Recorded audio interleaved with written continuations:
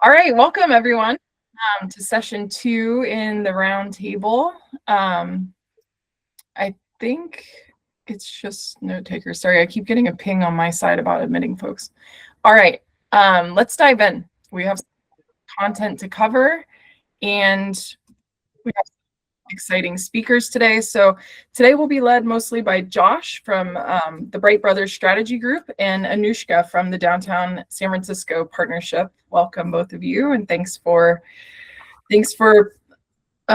hosting this conversation for everyone, or facilitating. So we'll hear from both of them briefly. But for those who weren't able to attend session 1, I wanted to give a brief recap and sort of how these two sessions are related to each other. So in session 1, we were focused on perception and a sense of belonging, and we did a deep dive with the Rosslyn BID, sort of a case study on how their perception survey has evolved over the last 9-10 years that they've been doing it.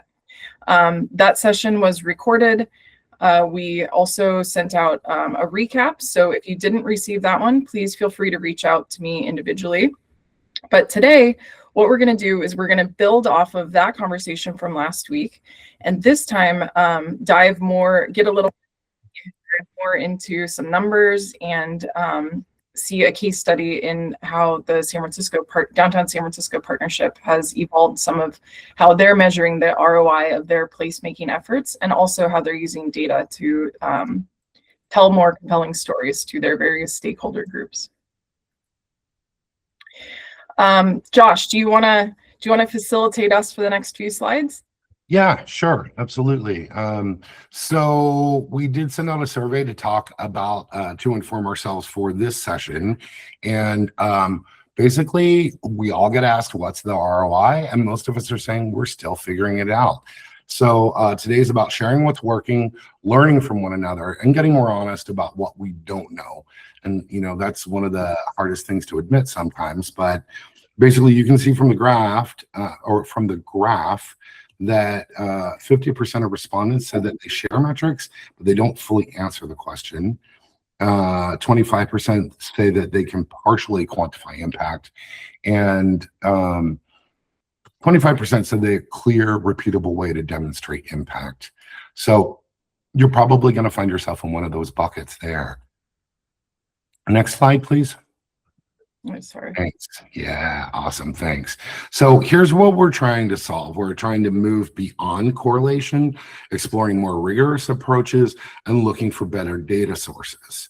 Pulse check. How are you currently proving impact? So from the responses that we got to the pre-session survey, folks are looking at attendance and outputs, anecdotal and perception data. And I don't want to discount anecdotal, because that's definitely part of the equation when we talk about mixed methodologies, looking at both quantitative data and qualitative data. So don't discount. Also looking at trends over time, clear outcomes, and credible ROI. So this brings us to that next slide. Where's the gap? So we're good at measuring activity, but not always good at what was the impact. So this is kind of the conversation between outcomes and outputs versus outcomes. And we're going to dig into what that looks like. But first, we wanted to share an example with you guys of some really nice storytelling that we did. We worked with the Downtown Tempe Authority for a number of years now. They've developed a signature event called Tempe Blooms. And what we've done is tracked and correlated metrics over time. So this slide is from last year. If you were at IDA in DC last year, you may remember seeing this. They won a Pinnacle Award. Downtown Tempe Authority actually won 4 awards for this particular event. But what we did was we looked at storytelling after the fact. We not only wanted to look at the different audiences that we're speaking to, because you've got stakeholders, you've got ratepayers, you've also got the general public, you've got the city, and then internal metrics as well. We want to know how the event helped us as far as our overall evergreen metrics. So we looked at growth across social and comms channels, looked at newsletter signups, looked at attendance. Obviously, most of us are using Placer to quantify ped counts.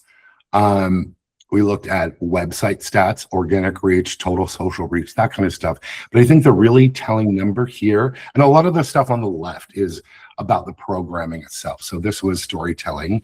There were a lot of facets and a lot of components to this 2-day event. So a lot of that is documented on the left, but the really compelling number in my mind is that almost 2.5 million in economic impact.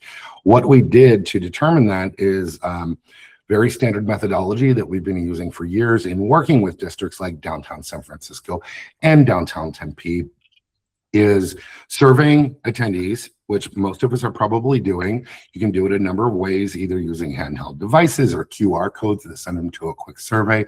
But we ask them questions about the experience. We ask them questions about how many people were in your party. Did you come just for this event? Did you spend money when you were downtown? And this is kind of the key figure here, because we know that these massive signature events draw a lot of folks downtown. Case in point, over 2 days, downtown Tempe saw an influx of over 82,000 visitors.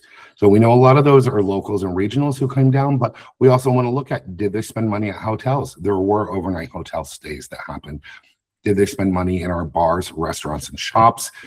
There, in Tempe's case, they have a really phenomenal business liaison who works with the downtown merchants to develop specials for the event. So for example, obviously it's a floral themed event. It's Tempe Blooms, and the city literally blooms and comes to life with these art installations. But what the business liaison did was went and spoke with different merchants, went into a bar and said, oh, you have this herbal liqueur. Why don't you guys create like a floral cocktail?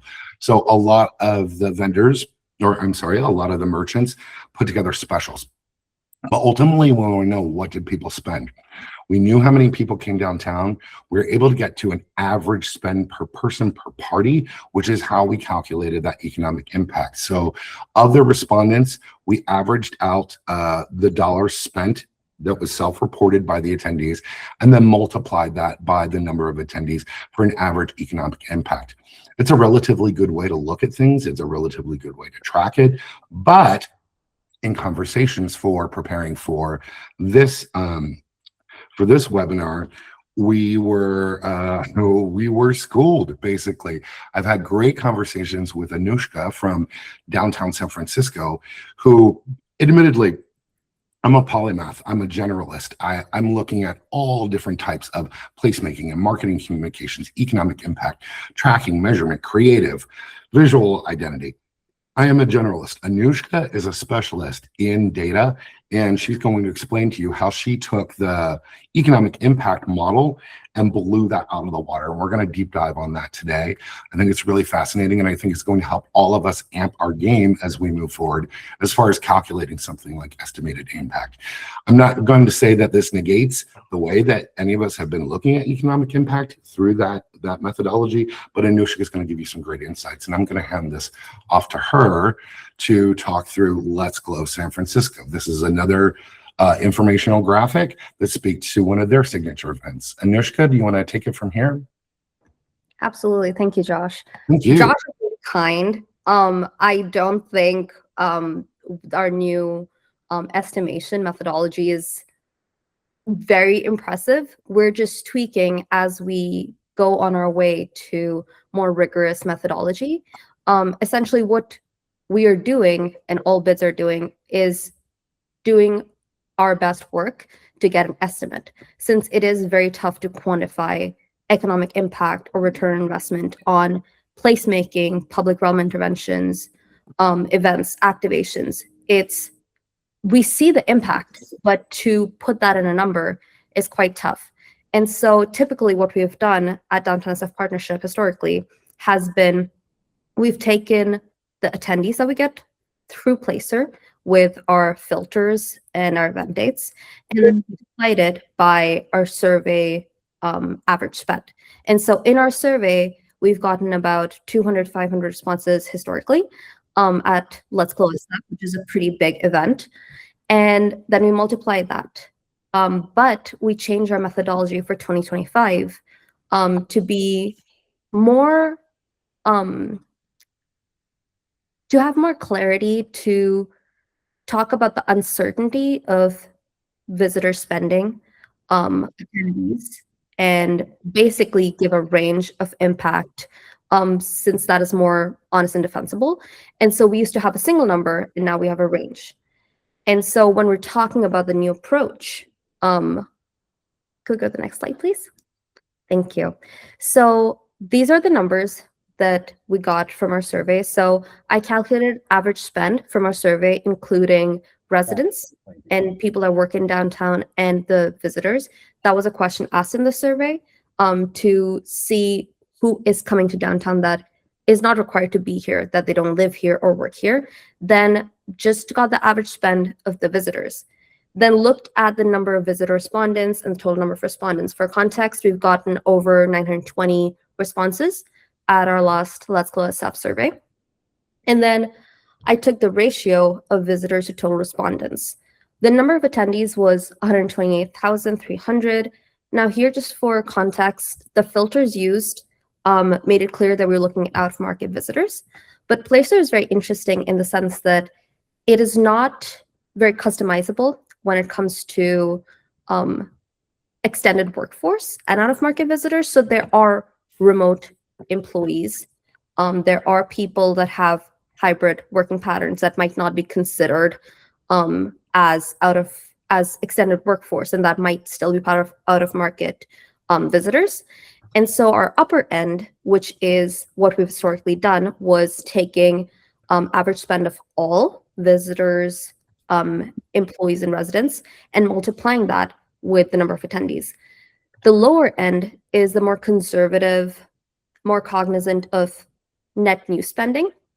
And so we took the average spend of visitors, which was as expected higher than the average spend of all, multiplied that by ratio of visitors out of total respondents from the survey, which was 0.76, and then multiplied that with the number of attendees.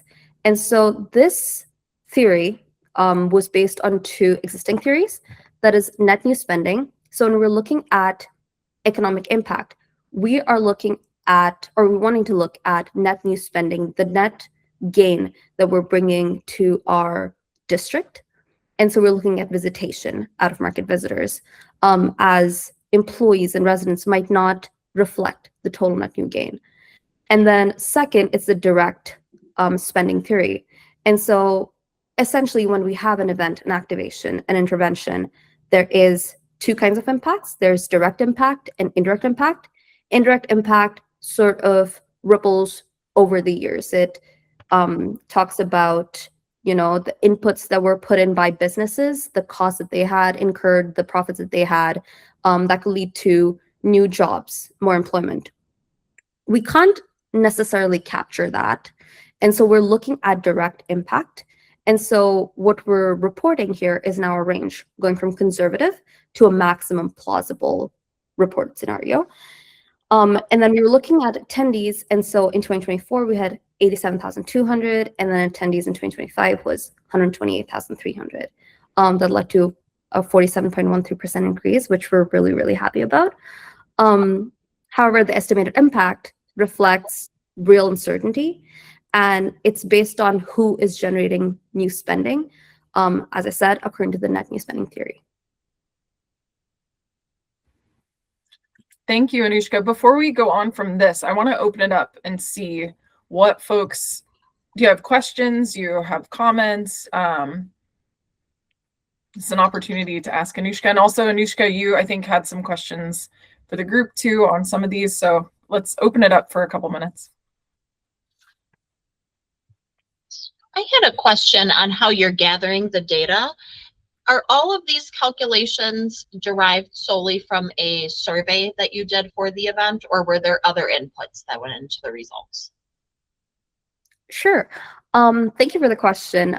So when it comes to average spend and the visitor respondents, so the ratio of visitors over total respondents, that's gotten from our survey, which got over 920 responses. And then the number of attendees was taken from Placer by putting filters out of market, the timing of our events, and the dates of our events, alongside dwell time of over 30 minutes. Okay, so the average spend is solely on like a self-declared, you know, we think we spent about this range. Is that how you phrase it in the survey? Like you give a range of, did you estimate that you spent, you know, $0 to $100, $100 to $200? How do you set that up? It was an open question where people were expected to enter what they estimated spend was. And so people entered 0, they entered 100, 200, and then we took the average of all those responses. Okay. And then one last question. Sorry. I'm thinking about how we'll set this up for ourselves.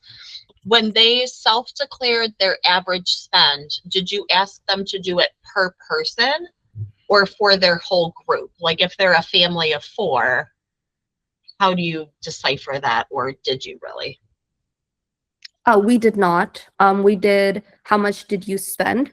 And so something that we're planning on rectifying in our coming survey is clarifying the number of people in your party and how much did you spend total, because I think the onus on calculation essentially will fall on us, and so it'll be easier for people to report how much they spent for the whole party. We did ask whether they came with friends or family, and so we did have that, but that wasn't included in this calculation. But that's definitely something to improve in the future. Thank you very much. I appreciate it. Of course. Thank you so much.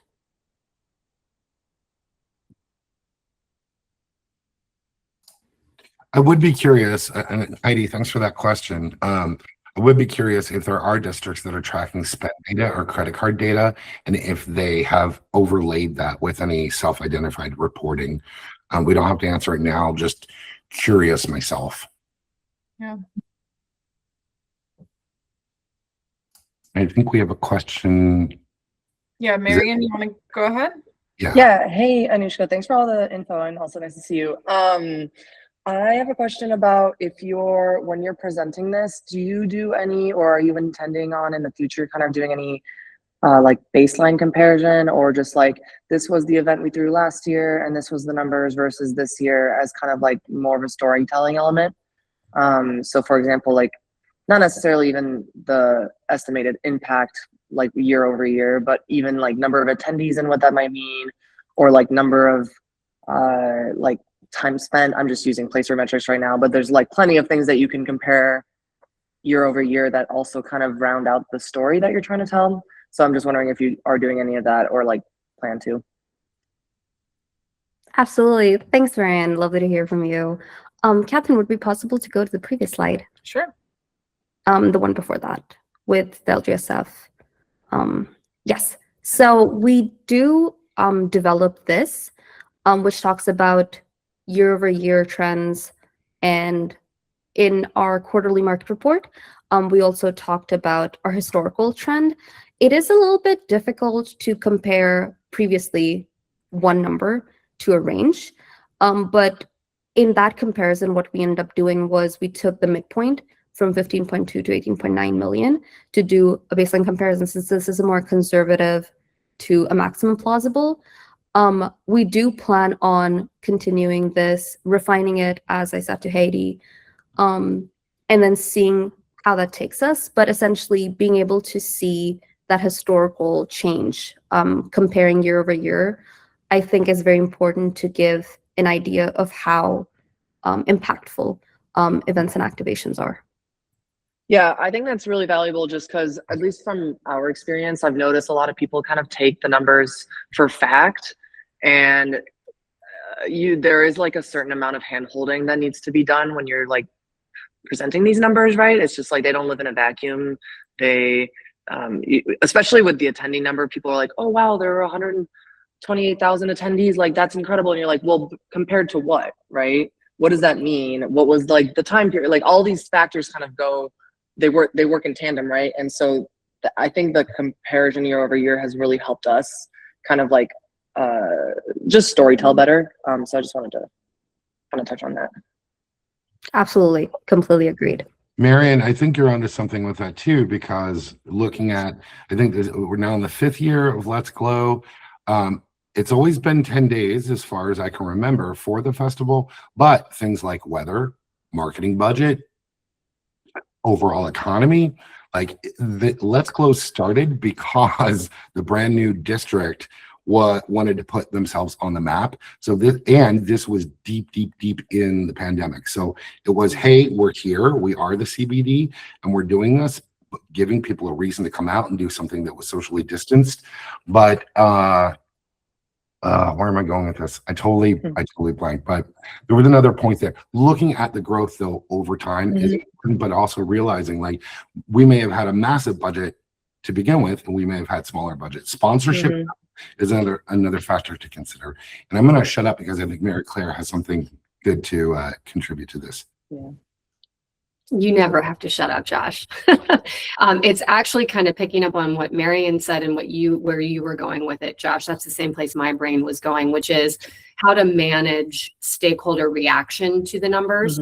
So I'm sure, like many of us, we have retailers on our board, we have businesses on our board, you know, all different folks. And I could see a scenario where if we're talking about, you know, I would like to get us, Jenna, who's my marketing director, who's on with us today, we've talked about trying to get ourselves more towards where you all are with actual hard and fast numbers. But we recognize that the challenge with that is there are all these different factors that may play into that. It's weather, it's, you know, time of year.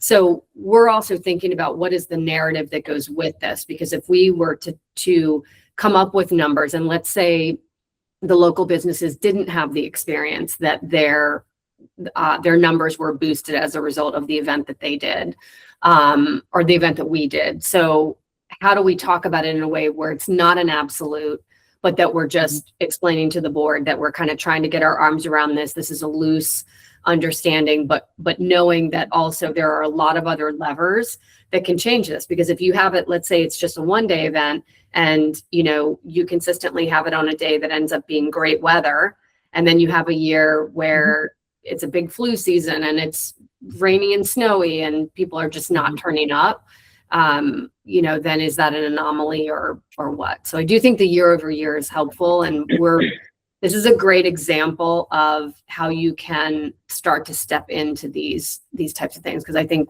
we're all on our own journey of where we are in the reporting. And so I think it is a combination of getting good stats, but then also really having a good narrative. Yeah, I can agree with that. And also we're trying to get away from kind of using attendees as the like prime number for success, just because there's going to be a point where there is no growth achievable, right? Like you can't just be we talk about this in the office a lot of just like, if we're measuring success specifically just based on attendees by itself, and even if we're rounding out the story with like weather and all that we were just talking about, like there is still a plateau, or like a ceiling, I should say. And so if you're kind of only basing your narrative on how many people showed up and not so much the impact that those people did have, you're kind of setting yourself up for failure, I think, or at least moderate failure. Anyway, we talk about this. I love this topic. I'll stop talking now. Marion, you're onto something though, because it's the same thing. Like when social media was new, we were all looking at follower counts. How many people are following us? That number is, I mean, it's a good indicator, but it doesn't speak to engagement. So now we focus more on metrics of how many people, it's the quantity versus quality conversation. But I think you're spot on, just applied to an event scenario. And you're spot on the other side as far as growth, because I know some of our districts have experienced things where they have reached max capacity. They cannot let any more folks into the footprint. And if they don't have a larger venue or a larger space available, then they're kind of confined to, okay, we need to keep this at 25,000 people, but we want to make sure that those 25,000 who are coming are the most engaged. So you're definitely onto something good here. I will speak from my own experience. When we reported the 128,300, this big increase, a stakeholder did say, well, you know, I was looking at year over year for Q4 of 2025 in December, and it wasn't, you know, as boosted as what you're saying for the LGSF numbers in the reports. And the best that we can do is take these numbers and defend them by attributing things to it. So one of the reasons that we saw this big boost was because December, those dates and those times were relatively clear. There was no rain. It was perfect weather. And so there were more people out and about. And then also talking about the filters that were used, the dwell times that were used, and using those to being able to say and defend, okay, we did this, this, and this, and everyone's experience might be different, but then also talking about contributing factors, I think definitely is more compelling than just putting a number and then being like, well, this is what we got. And so showing the year-over-year increase, and completely agreed with Marianne, is super important. But yeah, translating that into economic impact is what I think is more relevant for our narrative. This is good. Catherine, do we have other questions in queue, or do we want to jump into the big storytelling picture? Yeah, I don't think we have any more, and we'll still have time to discuss anyway, so we might as well go forward. And yes, the big storytelling picture. So this kind of ties back with the last session too. I thought we would go and look to a dashboard that the Downtown SF Partnership has. Let me share this tab and see. Annoushqa, I know when we talked about this the other day, what was impressive to me is how many different data sources you brought together to create this compelling narrative. So I think we're hoping that you can share, this is it. This is how you take those metrics that you're creating elsewhere and then sort of roll up to a higher, bigger story of what you're doing to move the needle in your district. So if you wanted to speak to this, that would be helpful, I think, for everybody. Absolutely. I'm going to try and grab this link and drop it in the chat, unless somebody has already. Oh, I can do that, yeah. Yeah, sorry, I didn't mean to interrupt you, Annoushqa. Go ahead. No, absolutely not, Josh. Yeah, so what we've noticed is that Placer is not the most reliable historically. We see a lot of differences in the data that's reported just month to month and even daily. And then having different sources, even if they're not saying the exact same thing, going in the same direction, sort of strengthen the storytelling aspect and the narrative that we're trying to convey.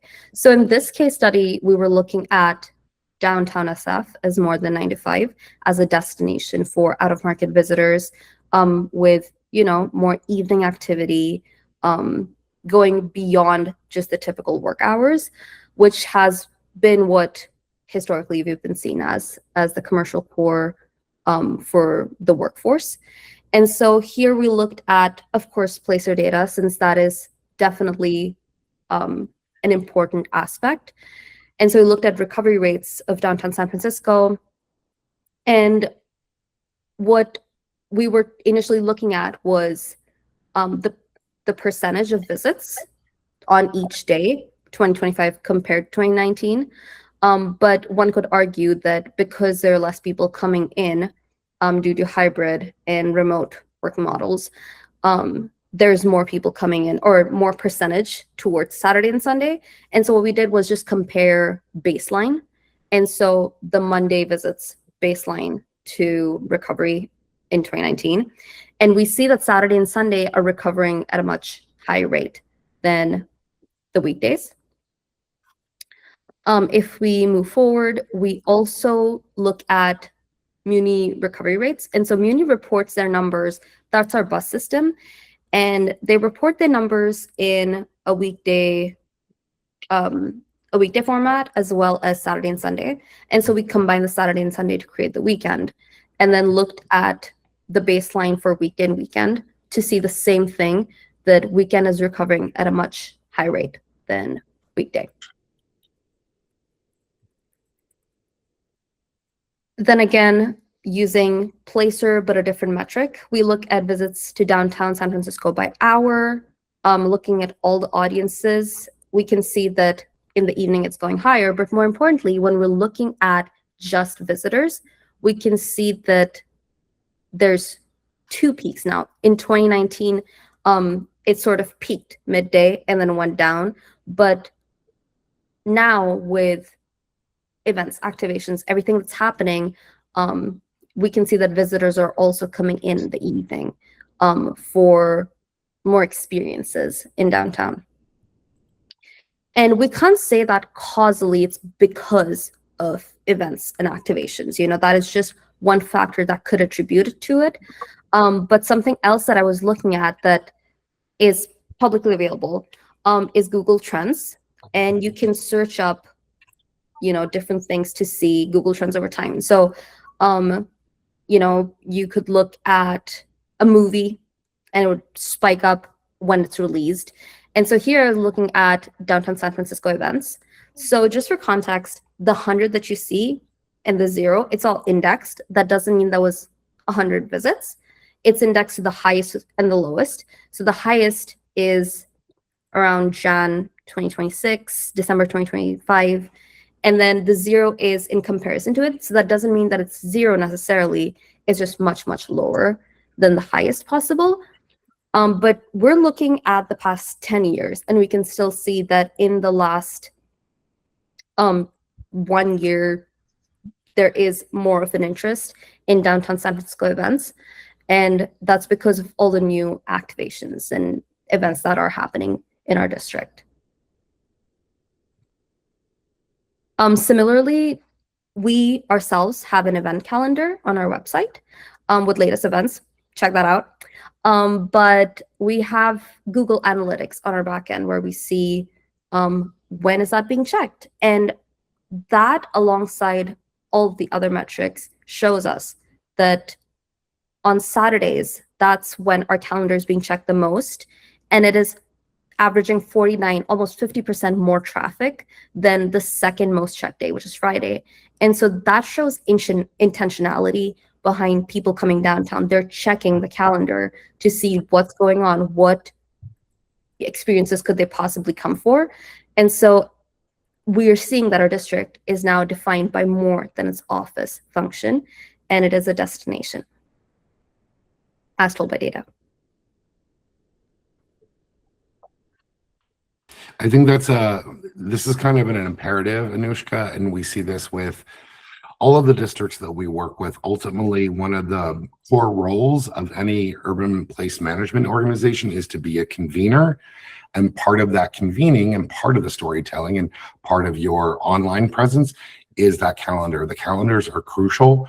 And the one thing that you should be endeavoring to do is to own search results. Even with AI, it can be difficult, but to own search results for things to do, events in, things related around that, but also to be the one stop. So a lot of times we hear the argument, yes, but that's outside of the footprint of the district, so we don't want to include that type of event. Ultimately, for the end user or the person who's looking for events in downtown San Francisco or things to do, it doesn't matter to them that something is within or without your footprint. They want to know what's going on. So I would say if you're having that argument or discussion about whether or not to include something, err on the side of including something, because ultimately it's going to lend more credibility to your business and then help promote that. But events obviously are one of the biggest drivers. And Annoushqa, I think that Google Trends graph, which big fan of Google Trends as well. You can use it for any, we were talking about what a great tool it is for storytelling. It's free, it's open to the public. You guys could include this in any of your dashboards. But this is a testament to what you guys have done to grow. So from a CBD that didn't exist basically 5 years ago to putting you on the map with Let's Glow San Francisco, tracking that over time, the growth of that. But it's also not just Let's Glow, because now you do have the entertainment zones that have been legalized in within the city of San Francisco, unless it's a statewide initiative. I think it's just a citywide thing, where they're basically open carry zones. So you, with you guys in particular, I know there are multiple areas that you've zoned as entertainment zones and are actively programming. So you're also building that story collectively through multiple types of events, multiple types of inputs, and multiple stories about what's going on to make the district more attractive and help overcome that doom loop narrative. Like you said, the district is not being seen as just the FIDI or the central business district anymore. Now it is a destination. And so that storytelling leads to that, which then ultimately leads to the virtuous cycle. All right. Is this So you, Yeah, sorry.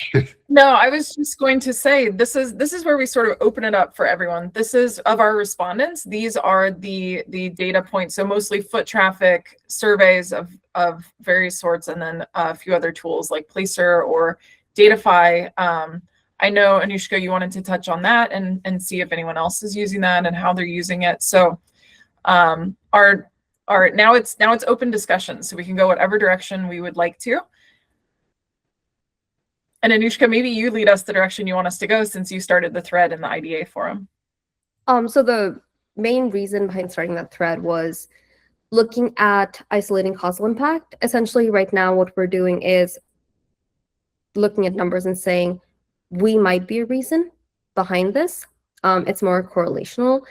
And what I'm looking into is causal inference methodologies. So something called difference in differences, synthetic controls. But for that, the most important thing is data. It's data, data, data. And so Placer is one data source, but I was wondering if anyone's using Datafy or credit card spending or anything like that, that strengthens their narrative and their storytelling, their claims.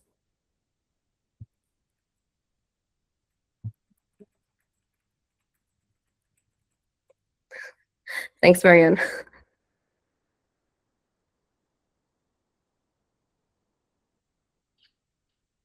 Annoushqa, are you guys purchasing any spend data or credit card data right now? No, not as of now. I'm curious because it's been quite a while since we've looked into it, and the last time we did, it was really hella expensive. And so I don't know that that is an applicable data source. And if anybody has like workarounds or cheaper alternatives, and obviously with AI, every single day something new is coming out. But is there like a Google Trends for credit card data? Is there anything that anybody is using to kind of layer that on and help build that story with metrics?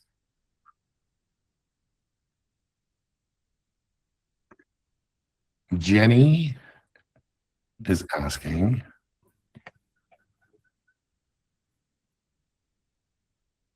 how many folks are tracking data or positive impressions around enhancements downtown, like public art?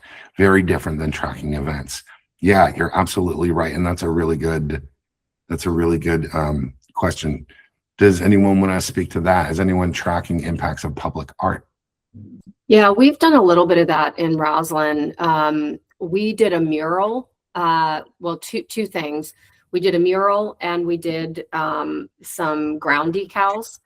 And so we were kind of trying to see, how that would go. And then actually a third thing, when we had some new furniture, which isn't art, but we put in some new furniture. And so we used QR codes for people to respond about, did they like the furniture, those types of things. And then same thing with the mural. We had a QR code where we could actually incentivize it. And then usually what we'll do is we'll try to incorporate that into an event. So for example, Bike to Work Day, Rosslyn is one of the larger pit stops. And so we will often have, a booth, or our marketing team will be out at the pit stop. And that's a great way for us to do a quick pulse survey. Because some of the other thing we've thought about are trail improvements, which again, not exactly public art, but the same idea, which is it's a specific amenity. And so you want to capture people while they're using that amenity. So that's, I know that's a pretty basic way to do it. And I would love other people's thoughts, who have a more sophisticated way of doing it. But that's how we've thought about it, is putting something at the point of use. Right now we actually have the Now, which is our pop-up park that we've created. And so we're talking about how do we capture when people are going there for our events, are they using the seating areas? Are they using the dog park area? So how could we use QR codes and other intercept data at the point of use of the thing? But it's, again, still very early in those efforts. So I always love to hear how other people are doing those things.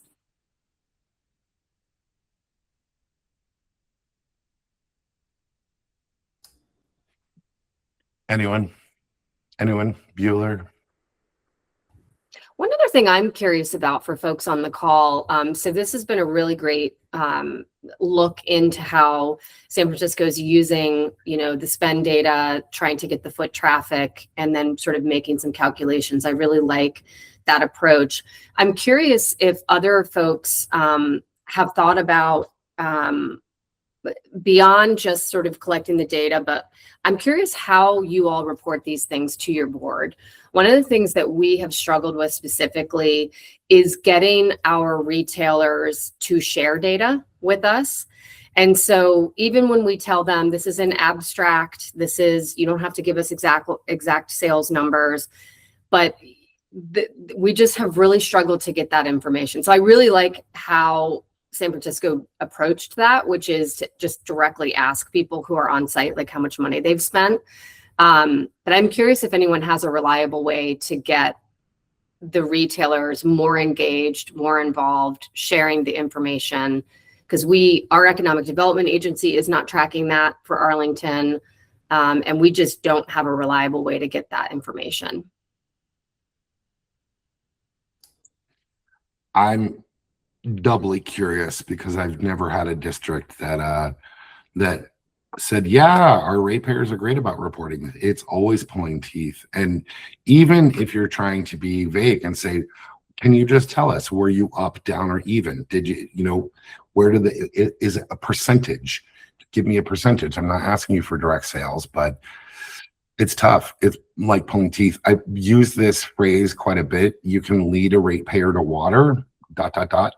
which is usually trying to get events and information out of them for a content calendar, for an events calendar, but doubly so on the backside of things too. You are beholden to hold the events, to drive foot traffic downtown, and to support the businesses. But it seems like a very one-ended street as far as that goes. So I'd love to hear that too, if anyone has had any success or any ways of making it simple, even if it's, a 2-question survey that goes out post-event to the merchants and ratepayers. And while we're waiting, I do see Elise had a follow-up question on the inputs that we're speaking to. So basically, we were asking them questions about how they use, so we put the mural right on the trail. And so we were asking them more so questions about how they were using the trail, those types of things. So it would basically be informing our strategy moving forward as to how they were using that item. Similar with the furniture, which again, I know these aren't exactly art specific or placemaking specific, but the furniture, we were specifically asking them, and I forget what the questions were, but basically like, did they like the furniture? Was it comfortable? Did they use it? Would they like to see more of these types of things in the future? And we were using it really to just determine kind of the strategy for where we were putting the furniture out in the district. So usually those have been kind of the questions that we're asking is, and a lot of times actually what we'll do is we'll just put the furniture out where we think it belongs. And then we've used a QR code either to let people know that the bid has put the furniture there or to solicit feedback about it. So very early stages. It's certainly not something that's like super refined, but we're kind of playing with it. But the QR codes do seem to work well. And especially when you partner the QR codes with staff who either have an iPad or are asking people to take a survey. We are actually just about to launch into our annual perception survey that we do. And so we're actually thinking about, are there some questions we could take away from this webinar to add into the current survey that we do?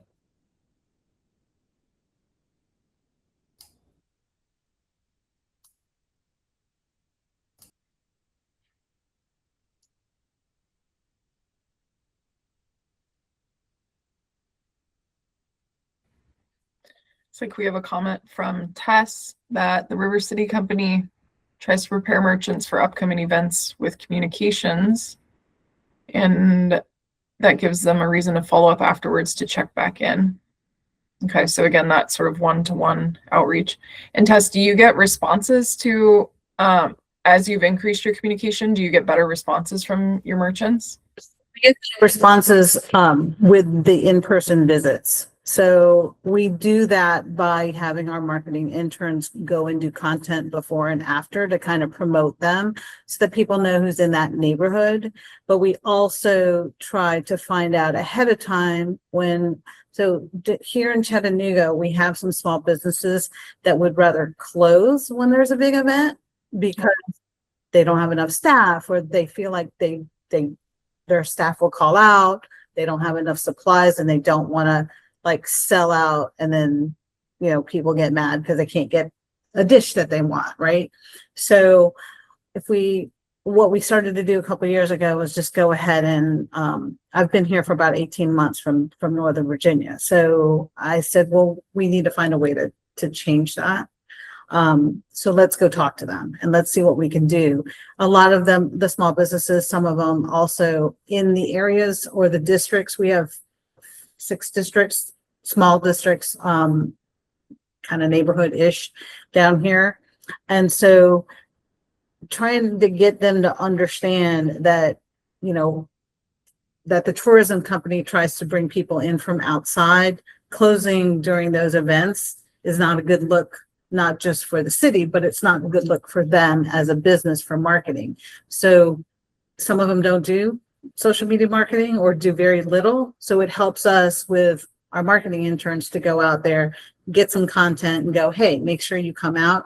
They're more apt to do something and give us information in return, whether it's good or bad, if we are kind of highlighting them, right? They're like, well, because it's always like, what's one less thing that I have to worry about? Well, if I don't have to worry about marketing my business and you're telling everybody, here are the businesses on this block that the street's closing, but you'll have a lot of foot traffic. They're like, okay, we can tell you, yes, we were slammed, or no, we didn't, it didn't work for us. So you still haven't convinced us to stay open for a 3-day event, right? Of course, down here, they always want to talk about parking. So parking during an event, they'll give us all kinds of that's visitors and locals. There's certain things that that people will do on surveys. They like, the questions of where they're from. They like to, we just drove in from Nashville or Atlanta because we're less than 2 hours away from those areas. So gathering that data has been pretty easy as far as where people come from. It's really, you really have to have that touch with the small businesses that are here. Yeah, I think that I think every one of us, if we hear the word parking one more time, it's consistent across the board, Tess. It's always parking for sure. Yeah. It's a very American thing, but yeah, parking. All right, cool. Did we have, I think, is downtown San Francisco raising hands? Catherine? Not raising hands, but raised hands. Yes. Yes. I'm not sure who it is. It's Denise. Someone needs to unmute me, or can you hear me? No, now? you're good. Okay, great. Hi, I'm Denise. I'm the Events and Activations Manager at Downtown SF Partnership.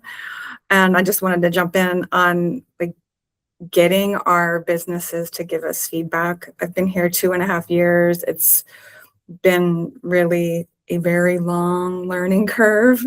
But where we kind of settled most recently is that don't ask them to do math. They're not going to do it.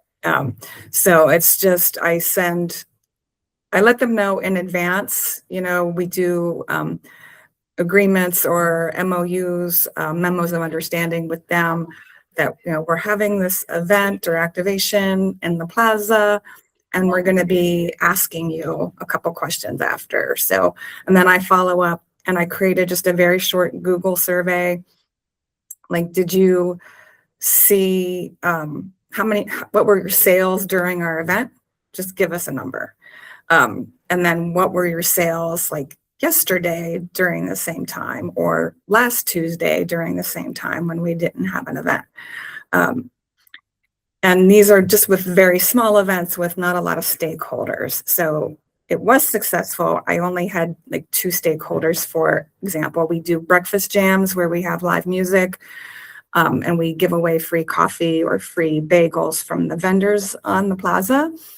And I sent them both the survey and they both responded. So I considered that a huge success. And then the same with Front Street, which is our entertainment zone. We have 3 ground floor businesses, bars that we work with, like on Oktoberfest and St. Pat's on Front, and just asking them very direct questions.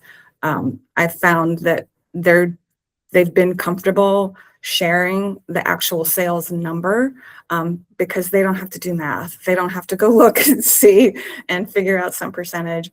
When we did ask them percentages, they would come back with like, oh, it was 700% more. And like, that doesn't really help us. It doesn't really tell us anything. So just, yeah, getting the two or 3 short questions in a post-event survey and just constant communication with them has helped a lot. But for Let's Glow SF, much larger scale, we didn't have quite as the success reaching all the businesses, getting them to respond to us. You know, we have a usual handful that will respond, businesses who we're in contact with all year long.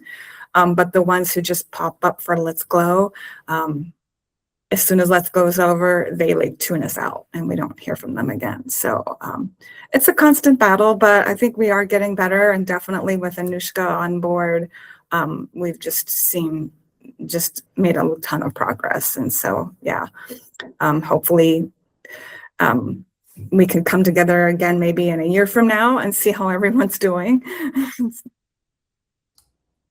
I think that that's great though. And so do you feel like, because you're pre-prepping the mentality and kind of pre-messaging to them, you're setting the expectation that we're going to ask you this after the fact? And do you feel like that's helping increase the response rate from the businesses? Definitely. I have found also going in person, and I know all 5 of those that I just mentioned, I know them face to face in person.